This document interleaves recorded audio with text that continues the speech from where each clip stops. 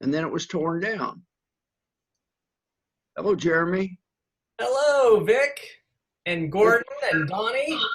Yeah, Hello, good, hello. good seeing you. Well, You gentlemen too. I Hey. just got off another Zoom meeting with my granddad and our immediate family, so Okay. he good. should be joining us momentarily. All right. Anyway, I'm finishing a story. The bell disappeared when the building was torn down, and I found out that the minister had it in his front yard down at Sulphur and Sulphur Springs.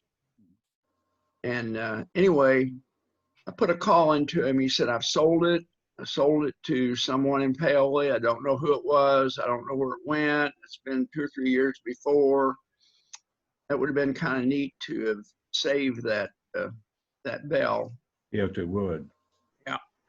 Now, that Methodist church you're talking about there at Courthouse Hill, is that about where Idina Hobson put her foot on the accelerator instead of the brake and had an accident?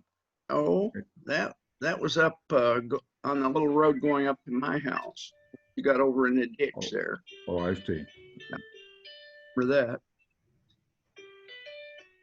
Yeah, that was a little mistake there, I would Yes, say. it was. Hello, Mike Flanigan.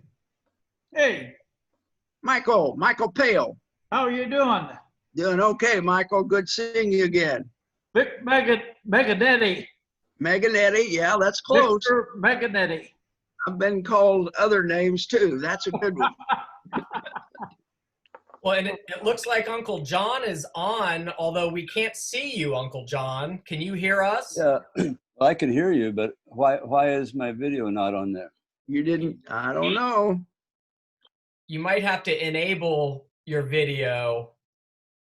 Bob Mason, he's on. Well, it asked me if I wanted to use the video, and I said yes. Well, we can hear you. Well, come to think of it, I'd rather hear him and not see him. You don't have a Thank piece you, of Victor. tape over your camera, do you, John? Ah, that's it. Aha. Okay.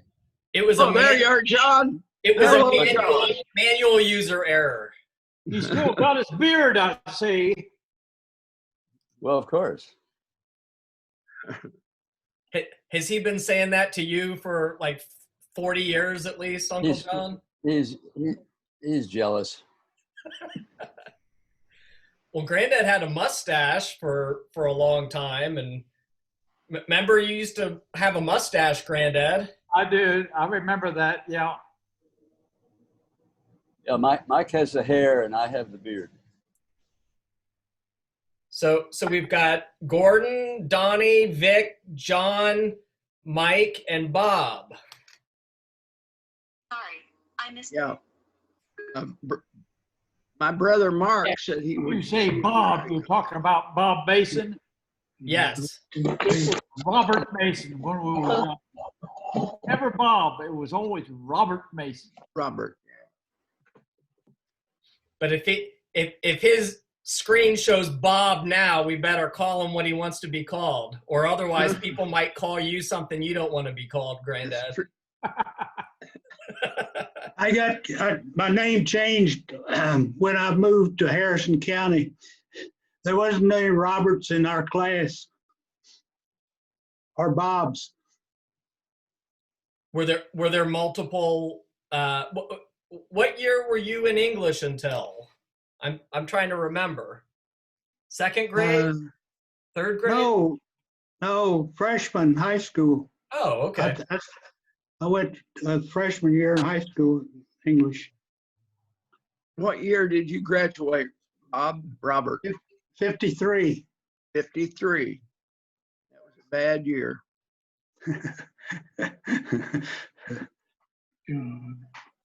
Your dad worked for Park Chevrolet, is that right? That's right. I thought so. And how long did he work for them?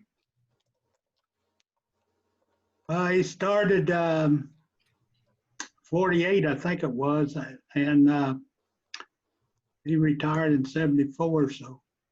Oh, wow.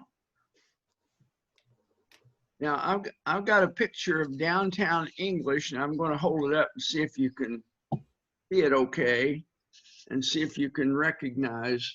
Well, is it going to show up? Yeah. Yeah, Okay, I'm looking toward the railroad track. And what else do you see The on mill. Main Street? Oh, you see the bank building over on the left? Yeah. What do you That's see? it. What do you see to the right? That's what The I'm trying mill to is say. down to the end of it. You're kind of drifting, so the right has disappeared. A horse and buggy.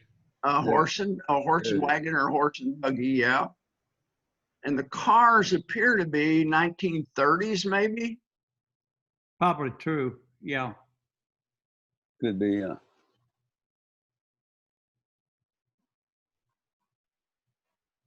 That was the main street. You remember the main street, don't you, Mike? Yeah, I sure do. Yeah. Looks a lot different now. Yes, it does. I'm depressed every time I go back there. I'm very Yeah. depressed to see English looking like that. English up on the hill isn't the same. No, it isn't. No. And, you know, everybody said, well, they moved English up on the hill, didn't they? Well, no, they didn't move a single building up, did they? they built a bunch of new buildings and some people moved into them. You can't move a town. I mean, No. a town evolves over years. You can't just create one. And yet someone recently said, well, isn't that sad about English? And it would be a lot better if they didn't tear it down, but really think about it. What would downtown English be like today if it hadn't been torn down?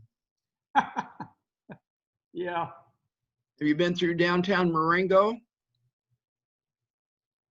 I don't know. Boarded up buildings. Yeah. Downtown Milltown, same way. same thing. I think it would have just been ramshackle, empty buildings, and there might have been a little bit of activity left down there. Well, Last English time used I to was be in the center of Sotomayor, I government. went to E.K. Rodenkamp's garage, and that Yeah. was a big splash, big special deal, and there was nothing there. It was all abandoned. That's And right. That again is depressing to me. It is. Yeah.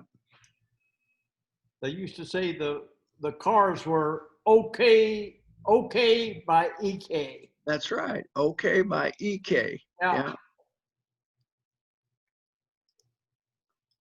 Well, when we got good transportation, good roads, all the little county seat houses that were, or county seat towns that were very important to the community, a lot of business going on there, everything was important. And that all moved away when transportation got good and they just didn't need the small towns anymore. So That's They just- right.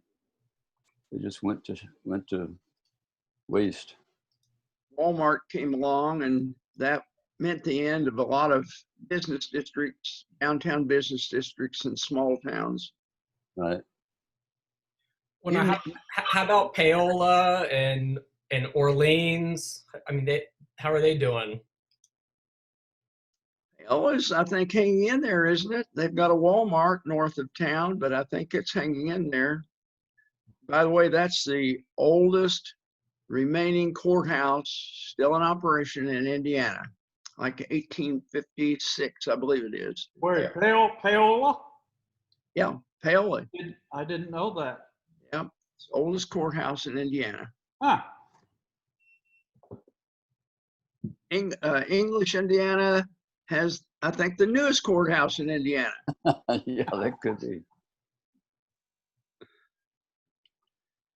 Have you guys watched the news in the last hour or so? The aircraft carrier that's on fire, At Oh my, no. San Diego.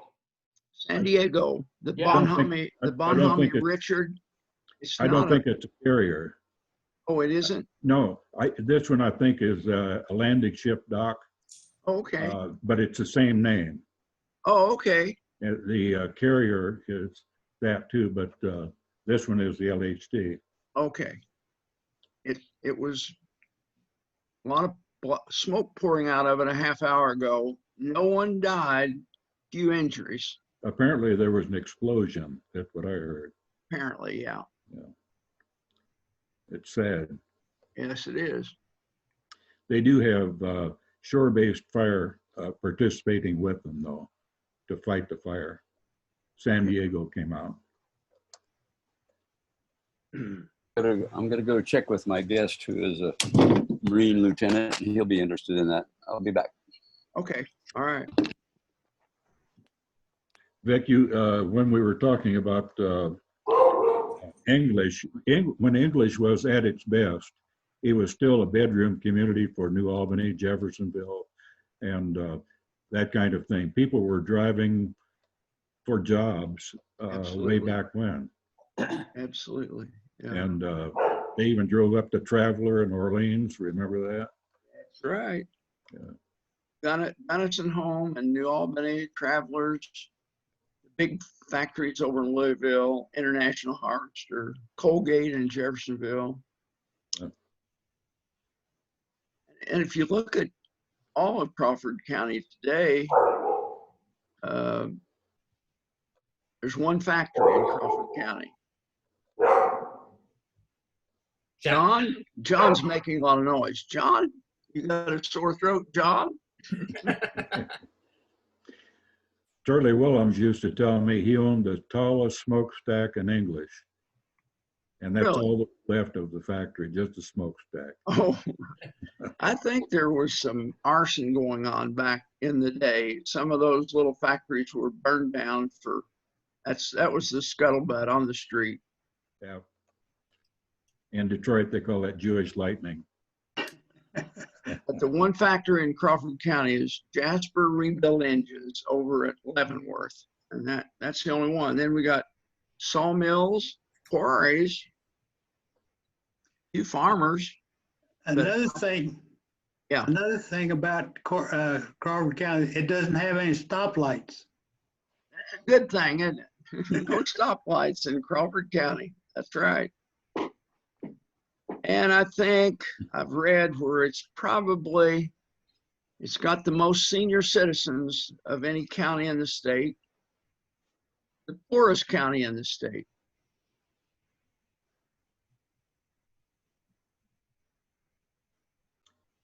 That happens to be the reason my dad relocated to there. He wanted the poorest county. Okay. And that's why he was doing his missionary work in Crawford County. I don't think I really realized how much of an impact he had on people until he was in Denbo Funeral Home, and people would come by and talk to me about all the things that Reverend Husk did for them. Yeah. Very touching. Yeah. He was one of the good guys, that's for sure.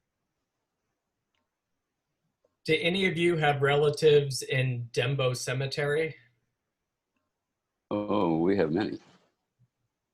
I know the Thornberries. Oh, you mean the little cemetery up on the hill? The Yeah. Denbo Cemetery, yeah. Yeah. I know, John, you're in Mike's Mother, sister up there, isn't she? Yeah.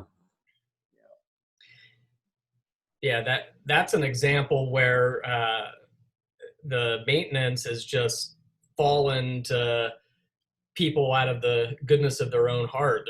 There's no system in place to kind of provide for upkeep going forward, and I know that that's probably the case at other smaller cemeteries throughout the county. Yes. Yeah, most. In fact, that's a subject that, you know, some good reporter could make a big story out of that. There are a lot of the cemetery, the Denbo Cemetery. I've tried to find out who owns it, and nobody owns it. That's kind of an interesting thing. it apparently had an original owner that started the cemetery, and Well, Frank not Frank Thornberry. Anyway, he donated William? the land for it. oh, your great granddad owned it. Right. Frank Thornberry was your great granddad, right? Well, he- Frank. Just That's my not granddad. William Frank's- T. What was his name? I can't even think of it. It's on that marker down at the below the. William Yeah. T. Thornberry. Yeah. William T. There you go, William T. Thornberry. Yeah, he built not the house that's there now because the original one burned down, but he built a house there that in my day Miss Maggie lived there, and then over across the railroad, the big house is the one that he built at the same time, and we lived in it for quite a while. Now, didn't he have a son that became a geologist or something? Yeah, Yeah, Uncle Bill. Uncle Bill. William David. Yeah, he was the Bill head of. Thornberry was a professor at IU. Right. I guess a professor of geology. Right. His specialty was glaciology, but we didn't have a glaciology department. But while he was at IU, he was mostly geomorphology. His books are all written about geomorphology. He was head of the department for some years before he retired. They hold him in very high regard there. Occasionally, I bump into Philip Smith. Now, you guys remember Philip Smith, don't you? Oh, yeah. Gordon, Oh, yeah. Uncle brother David. Yep. his Philip and brother's David. That's right. And about 2 years ago, I had lunch with Melvin Beasley and Philip Smith, and I had lunch at the golf course. Oh, And yeah. at English, the English golf course. And we spent a lot of time talking about old times. Yeah. David, of course. And Philip sketched out before he came down he moved to Paola in 1949, about the time he left the 8th grade. I don't think he went even in the 9th grade to English. His dad's name was Gerald. I think he sold insurance. He sketched out a map of English that he remembered from 1949, and you can't see it very well, but here it is, and I'll read some of them off to you. Wow. Oh, that's pretty good. Starting at starting over by more at the railroad track. We're going to go from the railroad track and go down Main Street on the right-hand side. There's the depot. They tore down, they gave that depot to the Amish to tear it down, and they tore it down and all the parts. Ray Day, a famous painter from New Albany area, he was able to get a real good painting of that depot. And I have a copy of it. He has limited edition paintings of that, along with the other historic buildings. Then there's Moore's Tavern. I never did call it Moore's Tavern. What did you guys call it? Yeah. Honky Tonk. tonk. Honky tonk. Honky tonk. I saved that from burning down one night. And I've always regretted that. We were having a late night at the newspaper. Something had happened and we had to stay over.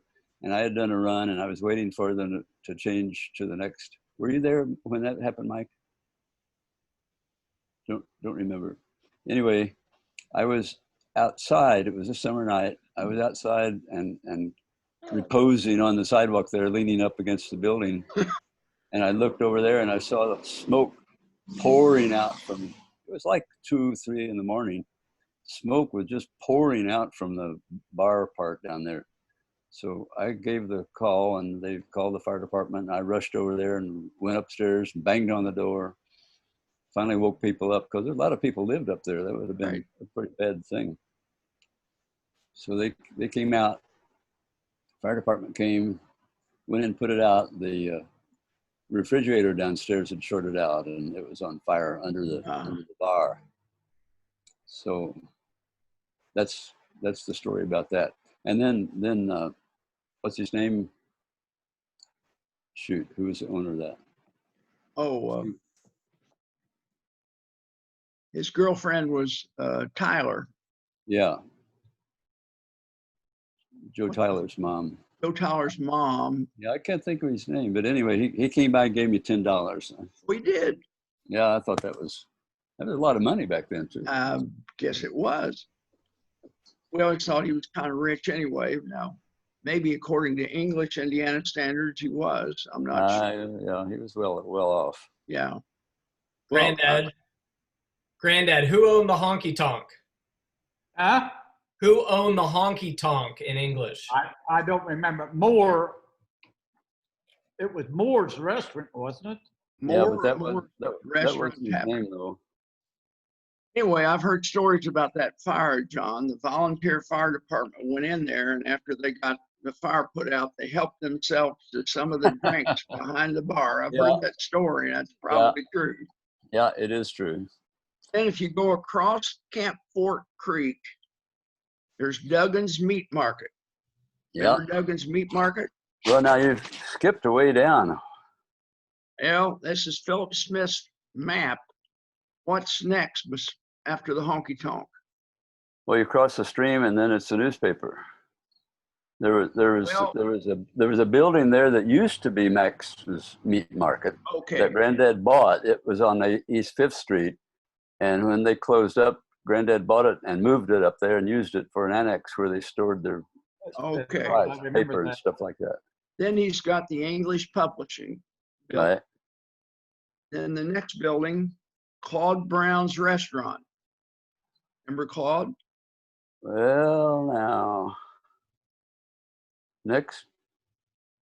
Of course, there's a difference in years. What year are we talking about? 1949.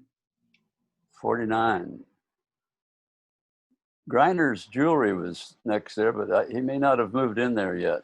I don't think he was in town yet. Was he, Gordon, 1949? I think probably shortly after that. He was in town when we graduated in 52, though. You're talking about Harold Griner? Yeah. Yes. Yeah. And then after Harold there was a dress shop. I don't remember a restaurant being in there. Yeah, Claude Brown had a restaurant. I remember that. And right next, Claude Brown was the Crawford County Security Company. Right. Sam Tucker. Sam Lamman. Was that his name? Sam Tucker. Sam Tucker. Sam Tucker. Sam Tucker, that's right. Yeah, that was a security company. There was a Sam Lambden, though. Yeah, but he had an office around the corner. Around the corner. A little way up East 5th Street. Yeah. And then across the alley, Vogelsong's store. Yeah, Harry Vogelsong and Arnie helped in there some. that's right. And that's a store that used to be the JC store. Well, Right. Jason's store was on East 5th Street on the corner. Right. But then they moved to that location Oh, they did? later on. Okay. Then there's Wilbur Coball, English Hardware, right, hooked onto the Vogelsong store. Now, there was a barbershop just before that. Yeah, that would have been Harlan Hughes had a barber shop in there way Yeah. back. A lot of barbers in English. Basil Longest. It's the longest. Basil Longus had a shop around the corner on the west side of East 5th Street. That's right. And then there was one right next to East Ridge Garage on the other side of Main that was Street. Bill Crawford. Bill Crawford, right. Bill Crawford had a barber there. Then there's Miss Bird's dress shop. Yep, And then the bank. right. Behind the bank, there was Mock's Law Office. Henry Mock, remember Right. him? Right. And then the Atkins Funeral Home. Was that right there, or was it up where the funeral home was? Where Don't remember an Atkins funeral home down there. I don't either. No, Was that the one that the Denbo bought later on and became Denbo Funeral Home? Yeah, but I think the building they bought was up the street, kind of across from where you guys used to live. Yeah, it was the old Alf Curley home. Bird. Was that the name? The Bird House? That doesn't sound quite right. Not sure. There were 3 big houses in that area. There was that big, huge Luckett house, and right next to that was the Mock house. And then across the street and up was the Bird. Doesn't sound right. Doesn't sound just right. But that About was, Turley. well, Alf and then Turley. About Turley. Turley was Alfred Turley. Turley was down the street farther, closer to town. It was a big orange house.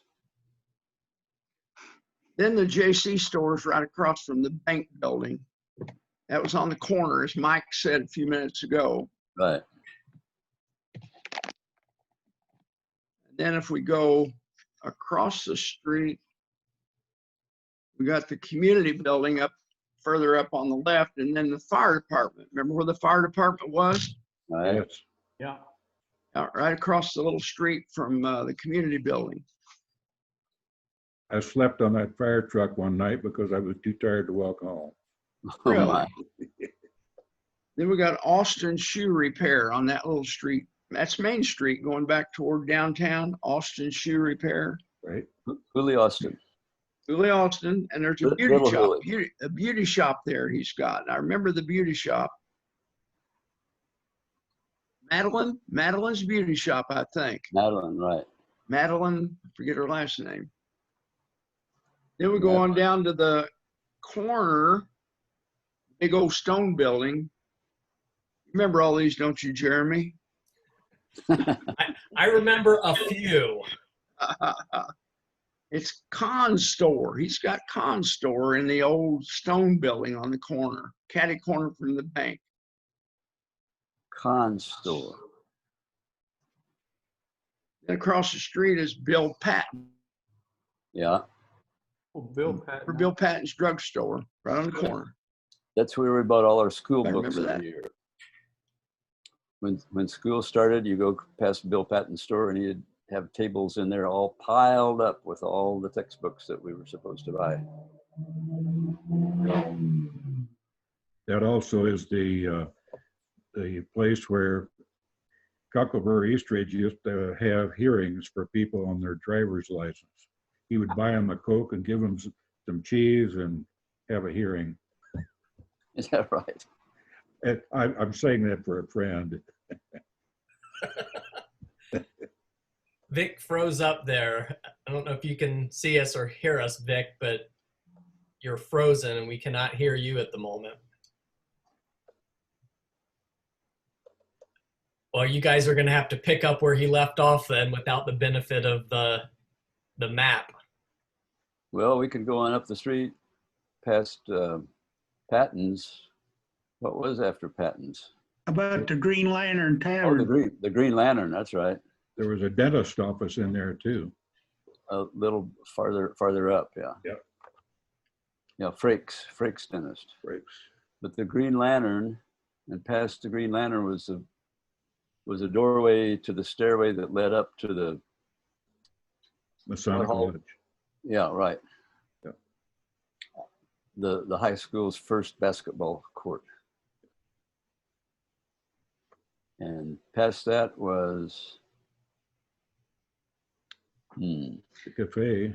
restaurant. There was a cafe there, Yeah, English cafe. that went through several owners. Yeah, right. Arthur Johnson had a grocery store In there? Yeah, Wasn't before the dentist office.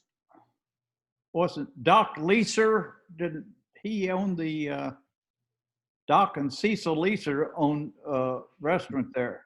Their Yeah, restaurant was up. down. It was on down up next to the creek. Right. Yeah. Next to the creek, that's true. That's where Bill Beasley went for the pie after he ate his dinner at the English cafe. Okay. And Jim Daly lived in a house there. before it flooded out. Across the stream, right? Yeah. Next to McMail's store. And they moved that house, Jim Daly's house? They moved it someplace. Board by board to Tazewell. Yeah. Reconstructed it. Somebody thought it was historical and should be preserved. But backing up a little bit, we skipped past the Eastridge Garage and the movie theater. Yeah. And on up toward the creek was the monument, Cook Roberts Monument Shop. Yeah. Yeah, they sold the Kaiser and Fraser automobiles there. Don't remember that.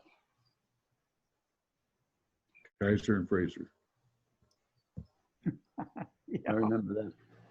Maggie Bennett had a dress shop right next to Doc Gleaser's restaurant.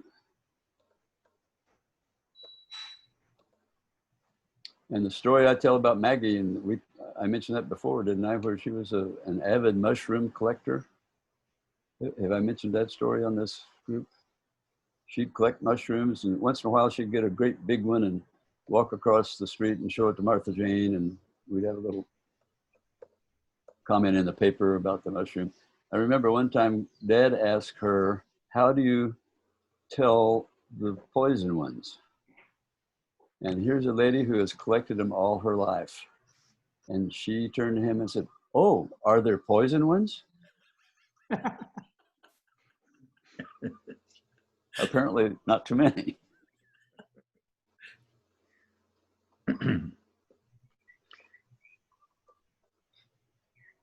So do we want to go on up the street to the flour mill and the across the railroad? Service station across the street from it. Service station right next to that before you turn to go up to the road that goes up that direction. There were so many different places. I mean, the ownership of places changed hands so much that I have a hard time remembering who was there when. When did the flour mill get torn down? Or did it get torn down? Did it burn down? See, this is about the time when I went into the service, so I was gone for a while, and I missed an awful lot of history after that.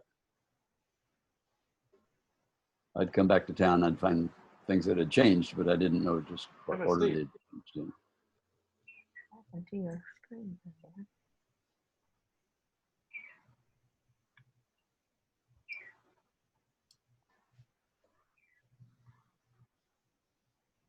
Oh, who's connecting by audio?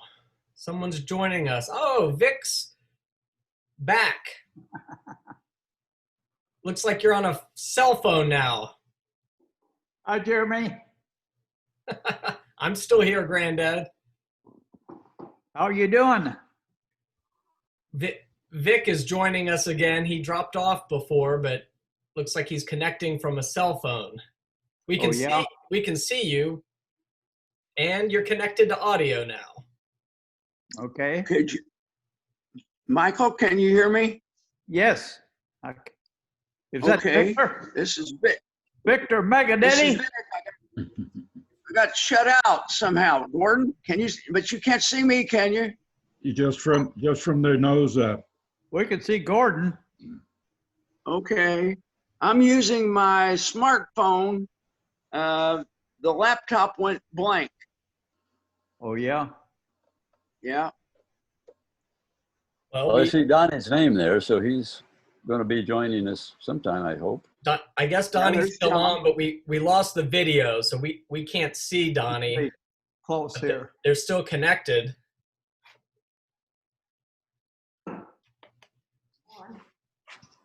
So, What happened to Della? oh, there. Donnie decided to go lay down, but he can hear you guys, so There's some video. it's loud enough. He's still listening. I'm listening. So I'm his daughter, Jana, or Georgiana. Okay, Janet. Donnie's daughter. Oh. Huh? Donnie's daughter. Very good. So Daughter. he can still hear us. Vic, when you disconnected, the others picked up without the benefit of your drawn map and took us back down the other side of Main Street. Oh, okay. Good. Good. Did you make it to the Royal Blue Cafe? Yes, we did. We didn't call it that, but that was Doc and Cecil's place. That's right. That's right. How about McMail Grocery? Yeah. Okay. And then Great. across the street to the grinder, to the mill. But one of my earliest memories is visiting that mill. I was fascinated standing up there and watching the big bags be filled up, sliding down the chute and filling up the bag with oats or wheat or whatever it was they were. Yeah.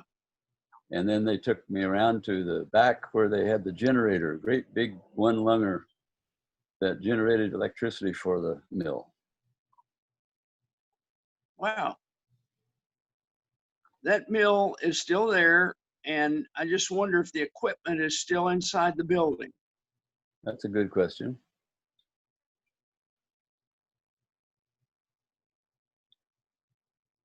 Julian Longest was Guy Longest's son, right?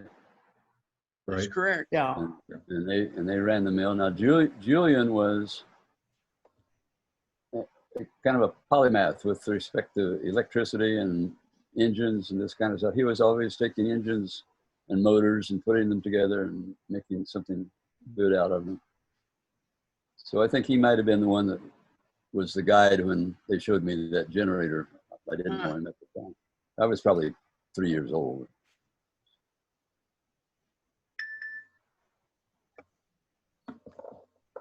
In the wartime, we had we were gathering metal to donate Yes. to the war effort, and Yep. up in Granddad's garage, they had some old motors that they had used for equipment in the printing shop before they moved it across the street over to the new building. So the whole big bunch of motors there. So I decided we ought to donate those. So I put them in the slot, and they got picked up and carried down to there was an area on the railroad area that was between the depot and that real steep crossover by where the fuel tanks are just before you go down to the park.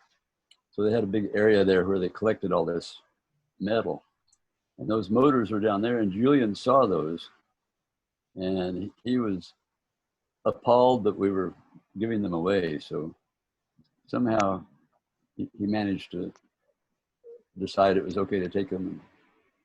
I don't know whether he replaced them with an equivalent amount of scrap or not, but he was very happy to get those motors. I always appreciated Novi Gobble. You know what he donated to the war effort, John? His fence. Yeah. His fence, his wrought iron fence, several square yards of it. Oh my, it was a wonderful fence. Yeah. Went all the way around that area. Now we had a pretty good sized shed on our property, and I remember the Boy Scouts and I was involved. We would gather newspapers, and we filled that upper level full of newspapers for the war effort. Now, did they really use newspapers for the war effort? Oh, they collected a lot of them, so I suppose they did. I guess they did. I don't know what they used them And for. we also collected milkweed, those milkweed pods. I remember Life that. And I Yeah. forget who we turned. You know what they use those for? Life jackets. Life jackets. That's right. I wanted to jump back to Novi again. Mike has a story about Novi Gobble. Mike, you want to tell it? When you found some money that he lost? I don't remember that story. Oh my, you found he lost it was a big bunch of money. I can't remember whether it might have been $1,000 or so. Whoa. Whoa. I And don't you remember that. you found it and showed it to Dad, and Dad figured out it must be Novi because there's nobody else that would have that much money. So you got an ice cream cone or something out of that, as I recall. Okay, who was the richest family in English, Indiana when we were growing up? I'd guess the Lucketts. That'd be my Probably the guess. Lucketts. Because Now, they were lawyers and doctors. yeah. And I always thought Bub Scowden was rich, but I don't think they were. The bankruptcy court didn't think so. Okay.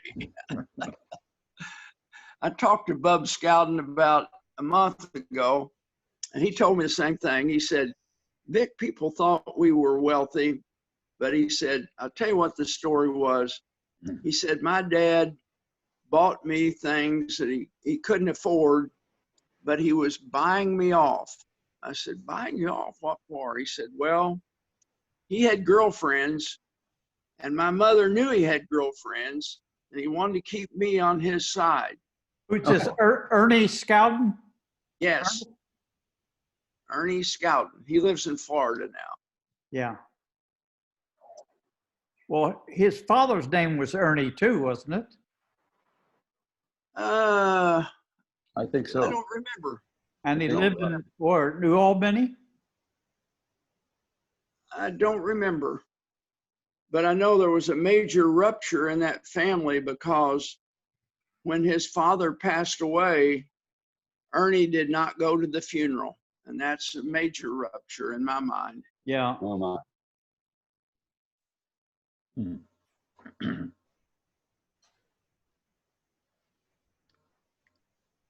Well, you all are welcome to invite anyone else you like to this meeting next month, second Sunday.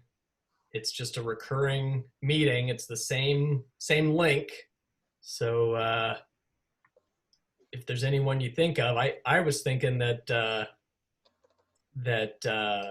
Bob Roberts, he might do this kind of thing. I've seen that he shares things on Facebook, so I thought maybe he does Zoom meetings too. But Good idea.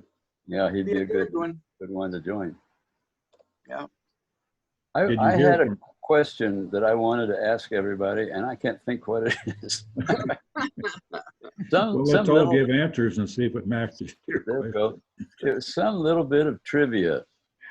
And I thought, I bet somebody on this group might know, but I cannot remember what it is. It's like one of those wonderful things, ideas that you think of at night and you don't write it down, and the next morning it's gone. And you think, oh, that's what I was going to do my PhD dissertation on, and now I can't think of it. John, I tell people I have never forgotten anything that I can recall at the moment. That's good.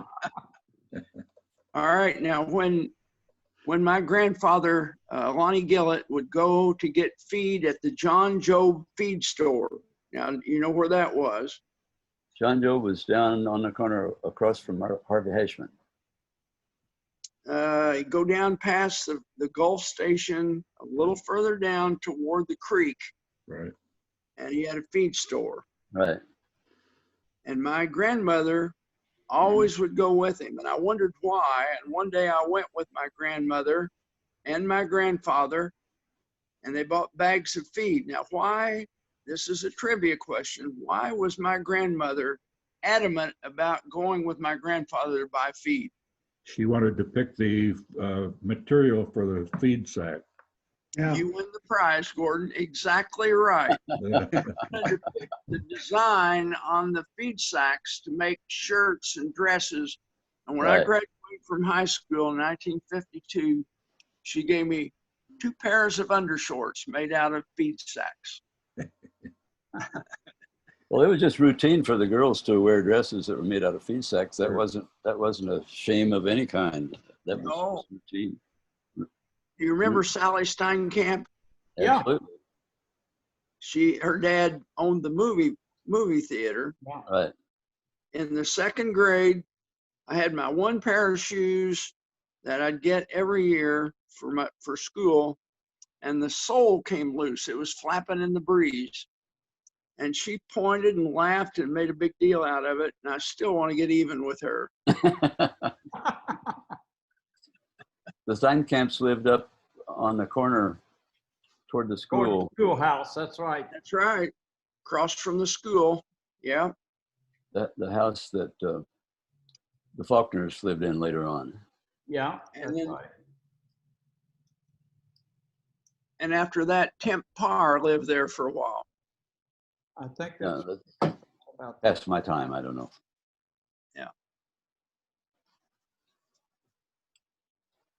Kenny Sally and Francis Steinkamp. Luck I hadn't lived thought of her in for a that while. area there too. Say again, Mike? I say Kenny and Francis Luckett lived just a door The up next house, yeah. there. Yeah, Oh, okay. Yeah. that's when you got hit by a car. We were walking to school and they took you into their house. Kenny and Francis Luckett's house. And After- nobody ever locked the doors, so the door was open, and they Yeah. just. Yeah. And I remember somebody yelling to get some sheets to protect the couch. Don't get blood on And I was Yeah. listening to everything that was going on, but I had no idea what was happening. I was just listening to it objectively. And it took me a while, and I think I finally remembered this. This may be something I've added to the memory since then, but I think I finally figured out they were talking about me. But I know that I did not have any emotional reaction to it. Well, I remember that was big news, John. That was the talk of the town. Well, I was pretty stupid trying to beat that car across the street and didn't even look at the other one coming. Yeah. But the Interesting thing is, you know, there were like 87 people that saw it happen. at least that many people have said, "Oh, I was right there. I was right there. I saw it. I was right there." Yeah. That's like the number of roommates Herman B. Wells had. Right, very likely, yeah. Same idea.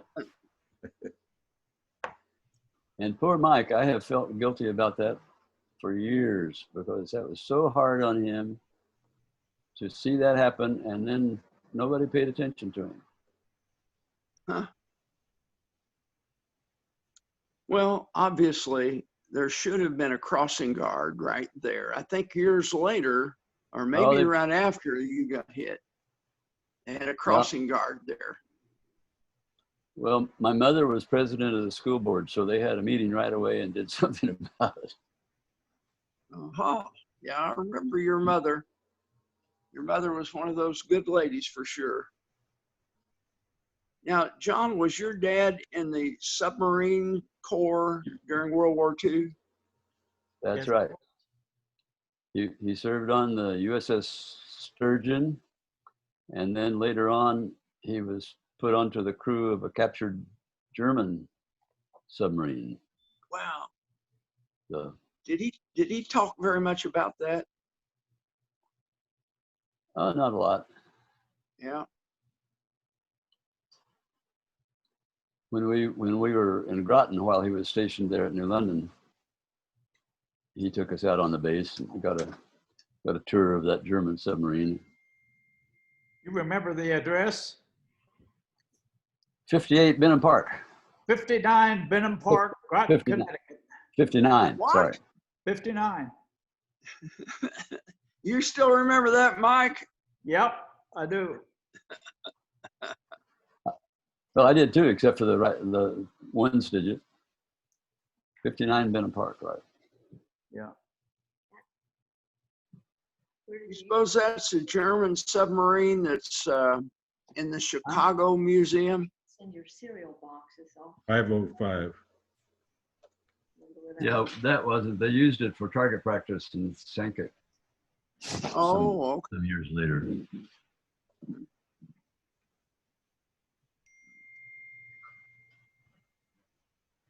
Granddad, what else do you remember about Groton, Connecticut? Living there. Well, I remember there was a pond, we used to walk from Benham Park across the way past a pond to a little grocery store that lived. That's where we bought our groceries. Right. And were you living there when the war ended? Yes. Were you living in Groton when the war ended? Yep. I think, no, as I recall, coming back, driving back, there were cars honking the horn because of the end of the war. I think that's when Dad had that old 1937 Chevrolet. I have a different memory. I'm pretty sure the war ended while we were in Groton. I remember all kinds of false reports. You know, maybe, wait a minute, maybe it was the war in Europe that ended. It could be. I don't. Yeah. I No, don't, but the atomic bomb was dropped while we were there, because I heard about that when I was walking up to the store to buy something that Mother sent me for, and there was a radio loud enough for me to listen to the news, and there was a breaking news story that they said that the Americans had dropped an atomic bomb. I had no idea what an atomic bomb was. That had the power of 20,000 tons of TNT. Now I'm what, 12 years old? I know enough arithmetic to think what 20,000 tons of TNT is, and I thought, no, that can't be. That's too big a number. Maybe it's 20,000 pounds. Well, no, it's not 20,000 pounds, because we got bombs that big, the blockbusters in Germany. So I left with no idea of what kind of bomb got dropped. It took a while before they started explaining what it was. And of course, the war ended very soon after that. So it must have been while we were still there. Yeah, the war in Germany ended in May, and in Japan, what, August, September? August, yeah. And my father was in the Navy. He got home, but for Christmas, got out for Christmas. You know, they had quite a time getting people home, because they had so many in uniform, and there was a lot of worry about turning all those men loose on the economy without jobs. So they had a list of priorities. So they gave them. Remember the ruptured goose? 5220. Do you remember that? 5220. Yeah, you could get $20 a week for 52 weeks. Right. John, how's the virus in Hawaii? We're the best of the states. We don't have any problem. It's going bigger though, because they keep saying we got to open the economy, we got to bring people in. So they're bringing people in, and now we're getting 200 or 300, not 300, but 100, 150 new cases every day, compared to 10,000 in Indiana. But that, you know, Oh boy, it's been terrible. But we're not terrible. We're in good. If you look at the graphs, you know, all the states are way up here, and Hawaii's way down here. Yeah, by itself. Still, if we can keep it that way. But you know, people want to come here and they want to have parties, and they don't want to wear masks because our president doesn't wear a mask. So why should we? That's right. I saw something on Facebook this week I thought was quite cute. A man said he went to his doctor, and he asked the doctor, said, what do you think is going to happen to this about this pandemic? And he said, well, I'm just a doctor. You'll have to ask the politicians. Yeah. Right. Yeah, that's about right. Oh my. Oh my. We better not start talking politics. I was feeling pretty good. Probably not. Jeremy, you have said that each time the freight train story is told, there's something added. And I think we need to live up to that. Did you remember something? I don't think that we mentioned that here we were in white uniforms and we got off the train in Huntingburg, and between us and Highway 64 was a newly plowed muddy field. That's all I need to say. Oh my gosh, no, I don't remember that part. Well, but before we go, I'm going to share my screen here and show you guys a couple of things. If I can get my act together here. Let's see. While you're getting your act together, let me ask you, if I can think of what my trivia question was, would you guys mind if I just emailed it to you? Good idea. That gives us time to think of the answer. Right. Very good. Well, let me try this one more time, and if it doesn't happen straight away, no. Well, we'll have to just do it next time. But I basically was just going to show you all the number of views from the Historical Society posting your video from last month. Oh, great. 29 people have viewed it. And also, when you're talking about English before all of the buildings were torn down, there was a video that my granddad took in 1990, and they posted it up. The Historical Society posted it up on their Facebook page, but it's on YouTube, so anybody can see it if they search for it. It's so in the 8 months that video has been up from 1990, it's had 774 views. Ah, good. So that's impressive. And I was also, Uncle John, I was looking through your smug mug. You've got a lot of Right. photos of buildings that were either marked for moving or being torn down, but I think Right. you all said that very little was actually moved. But you've got some good videos there. And then looking at the Historical Society's website, they've got a section on the cemeteries of Crawford County, and but there's no Denbo Cemetery on there. They've got, I don't know, it must be 25 cemeteries listed here. That's one of the things that the society tracks. It's, one of their projects. Of course, Right. they've got the veterans info and other archives. And anyhow, well, what's the second Sunday of August? That'll be August the 9th.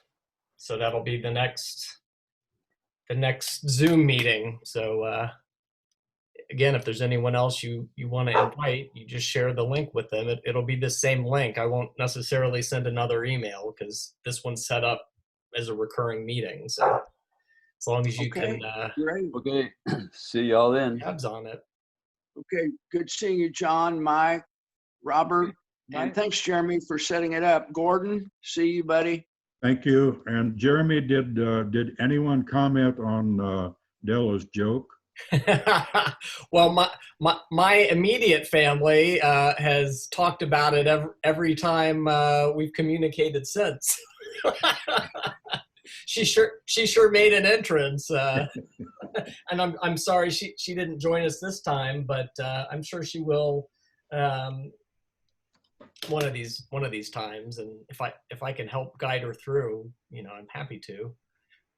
Thank you, Jeremy. Jeremy, we Jeremy. still need the number to Bye-bye. See you, hook Gordon. up See you, John. to the system, right? What's that, All John? right.